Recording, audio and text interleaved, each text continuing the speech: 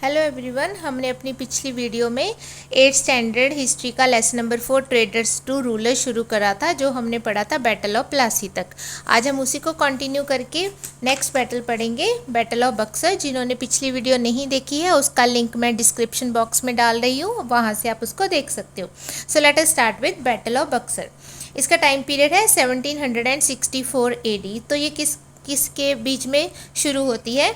तो यहाँ पे मीर कासिम, शाह आलम, शाहजूदौला, तो ये तीनों हो गए इंडियन साइड से, और दूसरी तरफ है ब्रिटिशर्स। तो इन मीन्स ये तीनों मिलके ग्रुप बना लेते हैं इनके, और सेकंड साइड में है ब्रिटिशर्स। इनके बीच में जो वॉर होती है, और नेम ऑफ प्लेस है बक्सर, तो उस बैटल का नाम रख दिया गया the battle of Buxar. So let us start कि ये जो बैटल है वो शुरू क्यों हुई, क्या उसके रीजंस थे, एंड सो ऑन। उसके बाद फिर उसका रिजल्ट क्या होता है। After the Battle of Plassey in 1757, the English East India Company ordered Bengal to pay the expenses of Bombay and Madras presidencies। तो हमने पिछली वीडियो में भी पढ़ा था कि बैटल ऑफ प्लासी में ब्रिटिशर्स जीत जाते हैं, तो उसके बाद वो पपेट रूलर अपॉइंट कर देते हैं मीर जाफ़र को।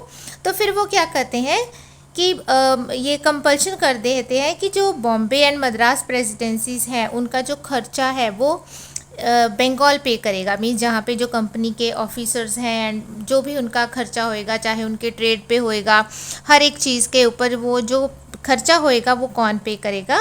वो बंगाल पे करेगा। तो जो कंपनी है वो और ज़्यादा बेनिफिट चाहती है, तो वो जो नवाब ऑफ बंगाल है वो इस तरह से जो वेल्थ ड्रेन हुई जा रही है मीन्स इंग्लैंड को उनके एरिया की, अब वो रिफ्यूज़ कर देता है कि हम आगे और फर्दर नहीं पे करने वाले हैं। देन फिर उसको क्या करते हैं 1760 में डिपोज मीन्स उसको हटा देते हैं वहाँ से, उसकी जो नवाबशिप है उससे उसको हटा देते हैं। अब उसके बाद जो उसका सन इन लॉ है मीर कासिम है वो नवाब बनाया जाता है। तो हमने पढ़ा था ना पिछली जो बैटल ऑफ प्लासी पढ़ी थी कि मीर जाफ़र को वो क्या करते हैं पपेट रूलर बना देते हैं। तो अब उसको हटा दिया क्योंकि यहाँ पे उसने मना कर दिया और पे करने के लिए। तो फिर नेक्स्ट पपेट रूलर वो बनाते हैं, जो कि रियलिटी में पपेट रूलर होता नहीं है, वो है उसी का son in law Mir Qasim. Then अब जो मीर कासिम है वो क्या है, वो बहुत ही क्लेवर है, स्ट्रॉन्ग है एंड एफिशिएंट रूलर है। मीन्स उसमें सारी क्वालिटीज़ हैं जो एक गुड रूलर में होनी चाहिए। Then he was anxious to consolidate his power. Consolidate होता है इकट्ठा करना, तो वो इकट्ठा करके अपनी पावर्स को, मीन्स वो कैपेबल तो है ही और उसमें क्या है इच्छा भी है और ज़्यादा पावरफुल होने की। तो फॉर दिस पर्पज़ इसके लिए वो क्या करता है, he started to train his army on western lines. तो अपनी आर्मी को वो ट्रेनिंग देनी शुरू कर देता है। जैसे अब जो हमने पढ़ा था कि जो ब्रिटिश जीत गए, ईस्ट इंडिया कंपनी जीत गई है क्योंकि उनकी जो आर्मी थी ज़्यादा स्ट्रांग थी, ज़्यादा कैपेबल थी, मॉडर्न इक्विपमेंट्स थे, मॉडर्न वे से वो फाइट करते थे। तो इसने अपने सोल्जर्स को उसी काइंड ऑफ सेटअप पे रेडी करना शुरू कर दिया। बट इससे क्या हुआ, जो कंपनी के ऑफिसर्स थे वो डिसप्लीज थे, नाखुश हो गए कि ये जो बंदा है मीर कासिम है ये तो हमारा कहना ही नहीं मान रहा है, ऑपोजिट टू दिस ये तो अपनी आर्मी रेडी कर रहा है।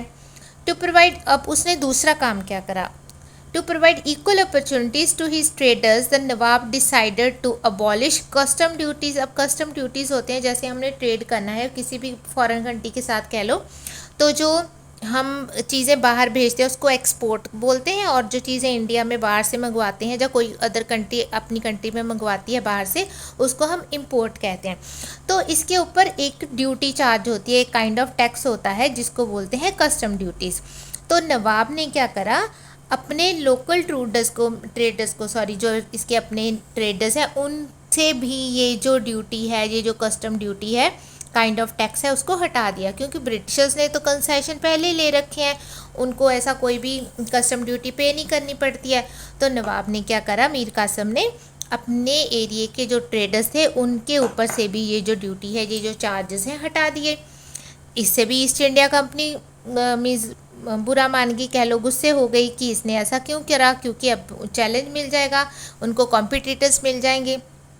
ओके, ये तो हो गया रीजंस।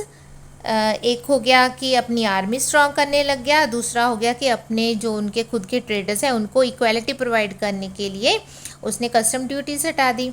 उसके बाद ही dismiss all the officials who were close to the company, जितने भी उसके मीन्स किंगडम में ऑफिसर्स थे, अपॉइंटेड थे, जो उसको लगा कि ये तो ईस्ट इंडिया कंपनी के क्लोज हैं या उसकी फेवर में है, तो इसने उन सभी को डिसमिस कर दिया।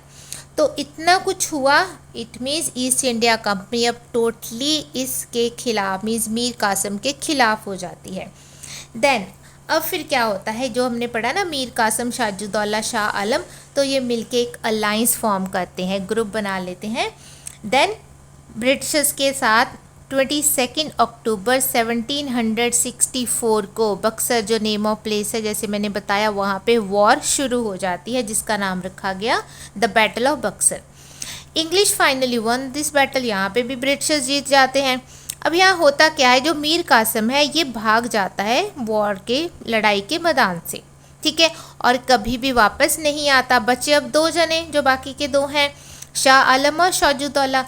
अब ये क्या करेंगे, ये ईस्ट इंडिया कंपनी के साथ एक ट्रीटी साइन करेंगे। जब भी कोई लड़ाई होती है, जो उस लड़ाई में हार जाता है उसको सारा का सारा लॉस जनरली उठाना पड़ता है, और जो जीतने वाली होती हैं उनकी शर्तों को मानना पड़ता है।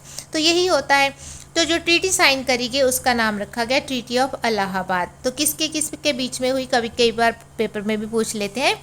एक तरफ तो वो दोनों ही बंदे हैं और दूसरी तरफ है लॉर्ड क्लाइव। तो लॉर्ड क्लाइव कौन था, उस समय वो बंगाल का गवर्नर था।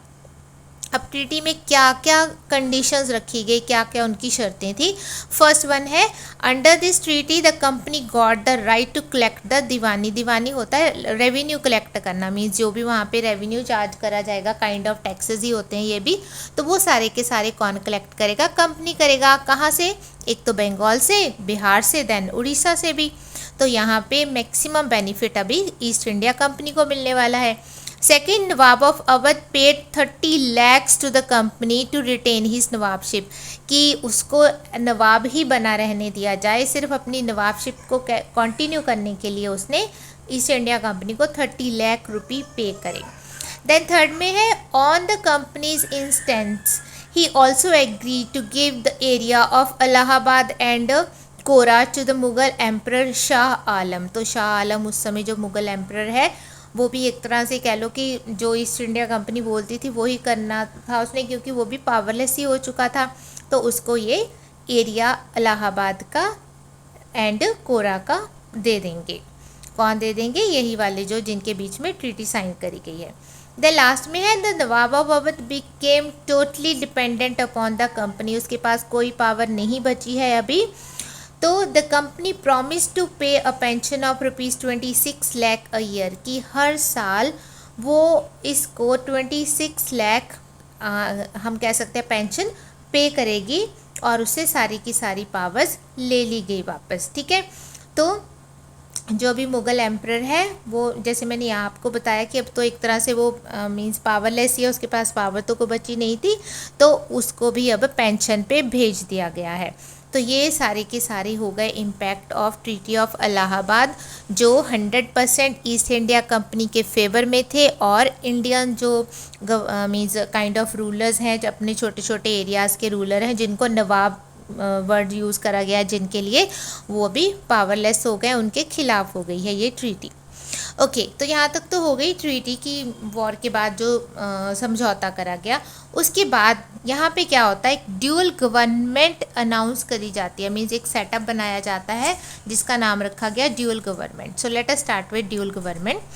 After the company got the diwani rights in Bengal, Bihar and Orissa, की यहाँ से वो रेवेन्यू सारा कलेक्ट करेंगे, ये डन हो गया। उसके बाद lord Clive established a dual system of government there. Lord Clive ने इन एरिया में जहाँ का रेवेन्यू उन्होंने कलेक्ट करना है, तो वहाँ पे एक ड्यूअल गवर्नमेंट सेटअप उन्होंने एस्टैब्लिश कर दिया। ड्यूअल का मतलब होता है डबल, तो डबल गवर्नमेंट कैसे होगी, under it the same person acted as the deputy Diwan.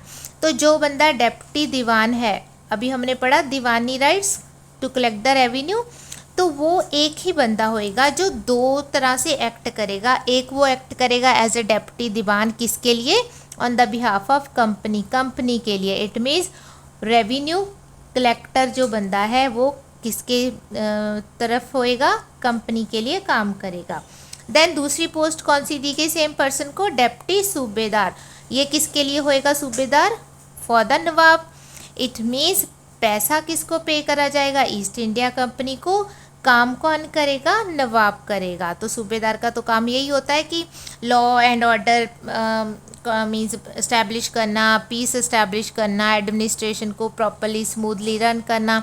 तो इन सारे कामों पे तो खर्चा होएगा, पैसा तो यहाँ पे कोई इनकम तो होने नहीं वाली है। तो सारे का सारा काम जिसमें खर्चा होना है नवाब को दे दिया, और जिसमें इनकम होनी थी, जो अभी पैसा ही पावर होती थी पुराने समय में, तो पावर एंड पैसा किसके पास चला गया, ईस्ट इंडिया कंपनी के पास चला गया। तो यहाँ पे ईस्ट जो इंग्लिश है मीन्स ईस्ट इंडिया कंपनी है, the English had got the right to nominate the deputy subedar under this system. और एक राइट और मिल गया उनको कि जो डेप्टी सूबेदार अपॉइंट करना है वो भी इंग्लिश ही अपॉइंट करेंगे, मीन्स ईस्ट इंडिया कंपनी के ऑफिसर्स ही अपॉइंट करेंगे। Then as such the English had the power but no responsibility. Power तो हो गई, इनको नॉमिनेट करने की भी पावर हो गई, रेवेन्यू कलेक्शन की भी पावर हो गई, लेकिन रिस्पॉन्सिबिलिटी तो कोई हुई ही नहीं, काम तो इन्होंने को करना ही नहीं है। ऑन द अदर हैंड जो नवाब है उसके पास क्या है, रिस्पॉन्सिबिलिटीज़ हैं, लेकिन पावर कोई नहीं बची, कोई रिसोर्सेज नहीं बचे। तो Bengal, Bihar and Orissa suffered badly and were drained of their wealth under the dual system. Drain off होता है बह जाना, मीन्स जहाँ की जो वेल्थ है बंगाल, बिहार, उड़ीसा की, वो सारी की सारी इस ड्यूल सेटअप में ईस्ट इंडिया कंपनी, जहाँ कह लो कि इनडायरेक्टली इंग्लैंड की तरफ बहनी शुरू हो गई, वहाँ चली गई, और इस एरिया की जो अपनी कंडीशन है वो बहुत ज़्यादा ख़राब हो गई। तो यहाँ तक हो गया हमारा ड्यूल गवर्नमेंट। आगे हम पढ़ेंगे कि ब्रिटिशर्स ने और कौन सी पॉलिसीज़ अपनाई यहाँ पे अपना जो राज है, जहाँ एम्पायर है, उसको खड़ी करने के लिए। तभी तो वो ट्रेडर्स से रूलर्स बनेंगे, वो हम इस वीडियो के नेक्स्ट पार्ट में पढ़ेंगे। Till the time watch this video, like, share and subscribe. Have a good day ahead.